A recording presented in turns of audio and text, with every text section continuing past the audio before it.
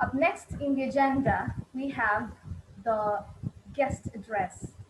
Let me introduce you, guest speaker. He is an alumnus of the University of Colombo, Open University of Sri Lanka, the Netherlands Institute of International Relations, and a former visiting fellow of Ubon Ratchathani University in Thailand. George is a former Sri Lankan diplomat who served at the Ministry of Foreign Affairs and the Embassy of Sri Lanka and UNESCO in Paris. He is currently a doctoral candidate with research interest in foreign policy, diplomacy, regionalism, and integration. I'm delighted to invite Mr. George Cooke, diplomatic historian and strategist, to talk about the relevance of SDG 16 with contemporary conflicts and wars. Thank you very much, Gayatri, and a huge thank you to Janit and Nilushi and everyone in the team who has put together a fine program in focusing on a particular area. You know, there are so many other workshops that are being organized, but this particular one focuses on Goal 16, the whole notion of promoting just, peaceful, and inclusive society. How do we achieve that? Where do we go with that? What is the relevance of this SDG, especially in the context of contemporary conflicts and wars that are raging around the world? Unfortunately, conflict, insecurity, weak institutions, and limited access to justice has become the norm for many. It has become something that is a part and parcel of life in many parts of the world, and it is something that needs to be addressed. Let me start off with giving you some numbers, some figures. When you look at the populations of certain countries, Turkey has approximately 84 million people. Iran has about 83 million. Germany has a similar number of 83. Thailand has about 69. The United Kingdom has 67. And France has 65 million people. Now, this is in the range of between 65 and 80 million people. Now, imagine 70 million people.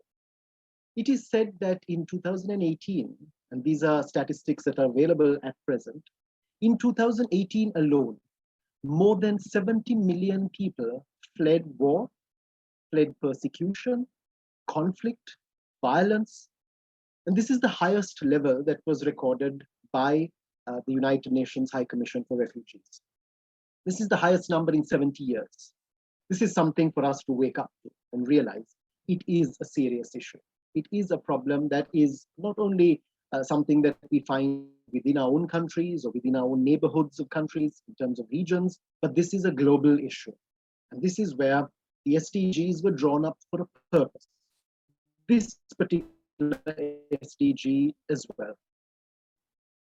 We target purpose. We're trying to identify ways and means through which we can achieve something.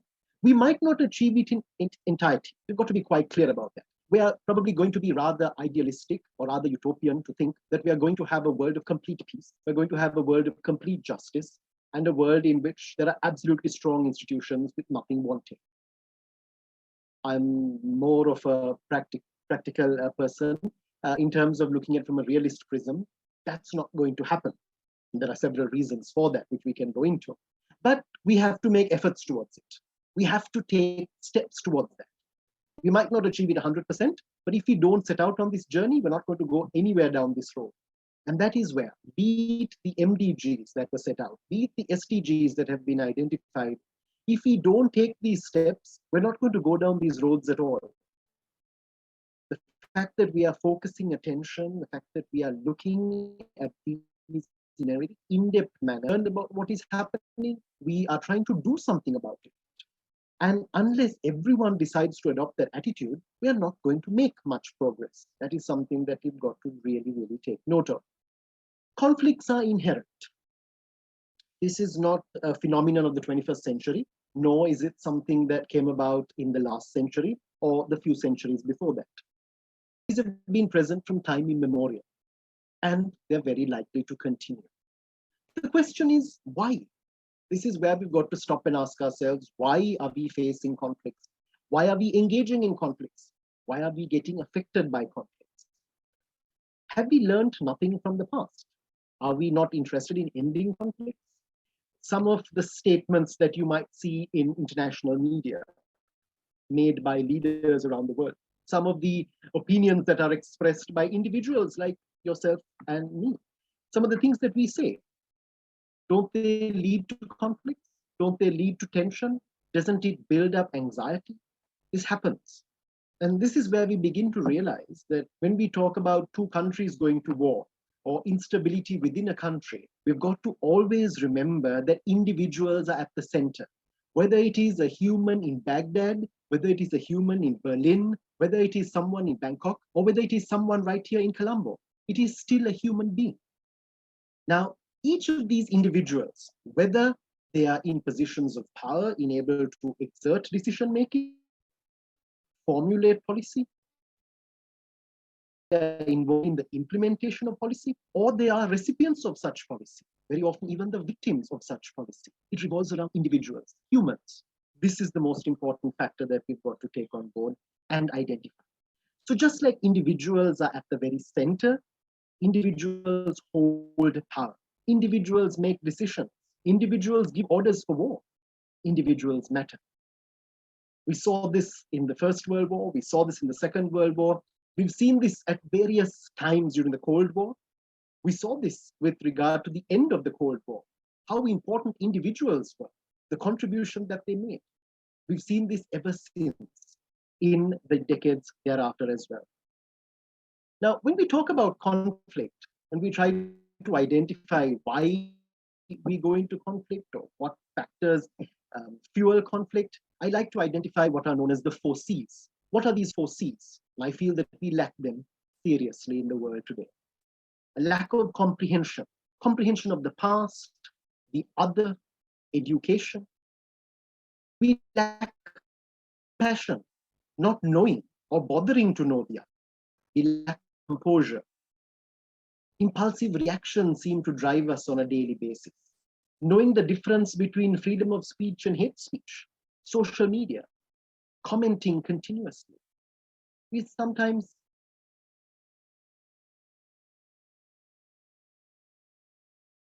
a situation of a lack of composure. And of course, something is a lack of contentment. And of course, I'll speak more about that term. I want to look at it in terms of the extreme, where we thirst for power. The solution obviously lies in trying to identify these 4, addressing these 4, and moving forward exactly with these 4. They're going to make a huge difference. The whole notion of comprehension, compassion, composure, and contentment. Comprehension of what? What can we do? We are individuals. We might reflect upon ourselves. We might be students. We might be professionals in various trades, in various professions in life. We might be in positions of power where we can make decisions, and we might not be in positions. But wherever we are, we all have the ability to comprehend. This is very vital.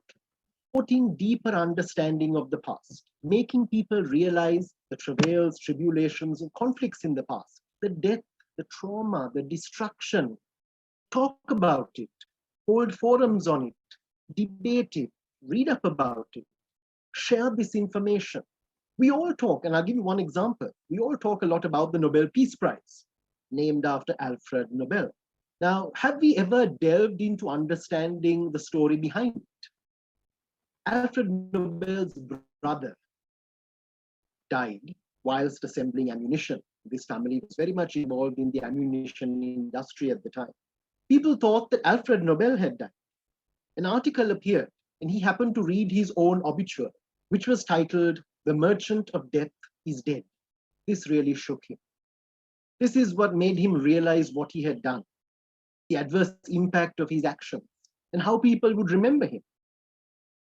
But he took steps thereafter. He established the fund, and we've seen the Nobel Peace Prize. Today, when we talk about Alfred Nobel, we talk about it in terms of the contribution, the recognition of individuals, whether it be in the sciences, in the natural sciences, in the social sciences, and their contribution to humanity. And this is recognized on an annual basis. It was comprehension on his individual part. Alfred Nobel coming to realize what people thought of him and what he should be doing. and how the world comprehends him today. This is where the past teaches us so much. Education is such a critical tool. Unless and until we know the past, learn from the mistakes that have been made, and move ahead, we will not stop the vicious cycle. We see this in repetition in so many arenas, whether it be in society, whether it be in regional organizations, whether it be in the United Nations itself, in other multilateral bodies. We see the importance, understanding the impact of education, comprehending, knowing. Sometimes we take on a stance, or we take on a topic, or we take on an area. Very little of the background to it has been understood or is known. And as a result, mistakes are made, they are repeated. History repeats itself in various forms and manifestations, but it does tend to repeat itself. Secondly, I want to talk about compassion.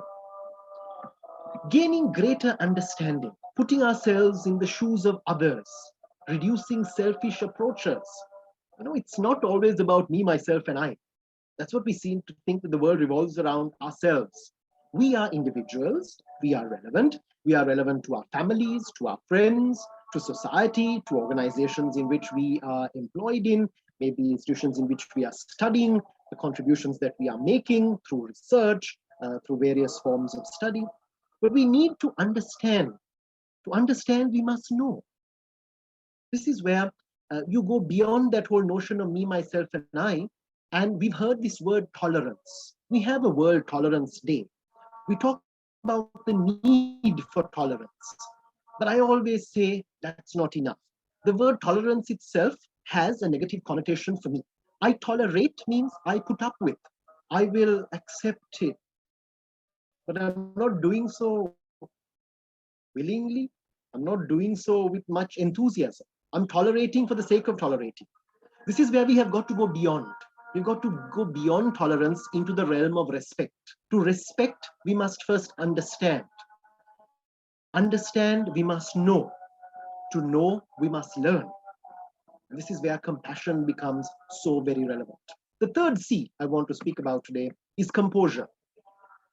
A total and complete lack of composure exists in the world around us, whether it be in terms of reactions, and we see a lot of knee-jerk reactions, whether it is in the forms of violence that break out in city towns, in villages around the world. It's a rumor that has been spread. It might be a fact, it might be fiction, but there the matter. Have we reflected on it? Have we thought what was happening? Have we found out the actual facts? Are we aware of what has actually happened? Or is it something that we've been told? How much of it are we going to believe? Are we accepting everything just because we've heard it? This is where the lack of composure becomes a critical factor.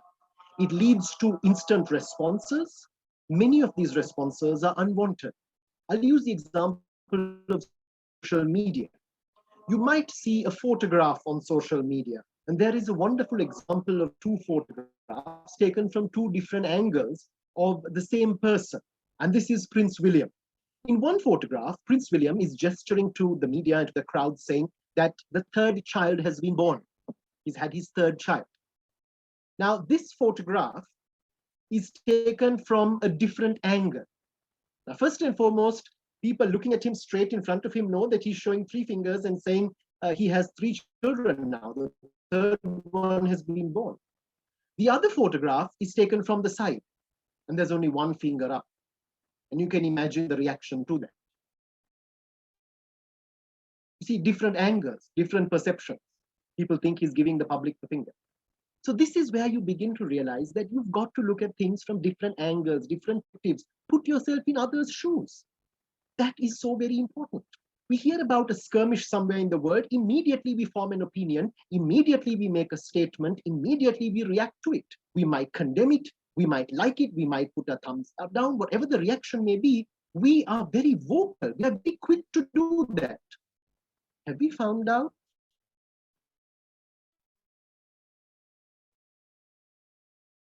what it truly is all about?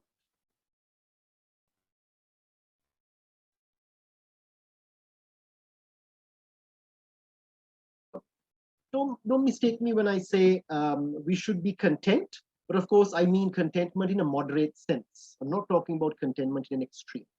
Contentment is what the fact that we are all being driven on a daily basis is because we want to learn more, know more. But sometimes when it comes to this concept of power, we go to an extreme. There are power struggles in the world today. There are power struggles in regions. There are power struggles in countries at the national level. There are power struggles at the community level. There are power struggles within families. There are power struggles amongst friends. You see, history has shown that the desire for more drove people to conquer, to invade, to fight. Let's learn from that. It was greed. Contentment must be there in moderation. It's a relatively sensitive area. But like most things in life, needs to always be in moderation in terms of what we like, what we want to eat, where we want to go, what we want to do. You've got to realize that moderation is a very important concept. We've got to incorporate that into our lives. Failure to understand moderate desires leads to greed, conflict over limited resources. This is happening between neighboring countries over natural resources such as water resources, water supplies, common rivers. We're seeing this happening where there are shared borders, land borders especially. We see this happening between countries which have seas between them in terms of the fishing industry, where there's greed that is driving forces within countries to want more and more and more. And so this lack of contentment, lack of composure, lack of compassion, and no doubt one of the most important of the C's is this lack of comprehension is a huge hindrance for us in the world today. There's a famous quotation that I came across, and of course, it is attributed to several personalities. So I will keep it anonymous. I won't go to attribute it because it was said, and it has been repeated by many people, when the power of love overcomes the love of power, the world will know peace. I'll repeat that. When the power of love overcomes the love of power, the world will know peace. When that will happen, how that will happen, we don't know. But we obviously got to work towards it. We've got to work towards realizing greater comprehension, deeper compassion, meaningful composure, and moderate contentment. If we do, we're certainly going to see the achievement of SDG 16. We're going to make progress along that road, institutions and societies. That will happen, that can happen. But we've got to make the difference one person at a time. Individuals matter. Thank you. Thank you very much, sir, for enlightening us. It's a great privilege to have you today. Thank you very much.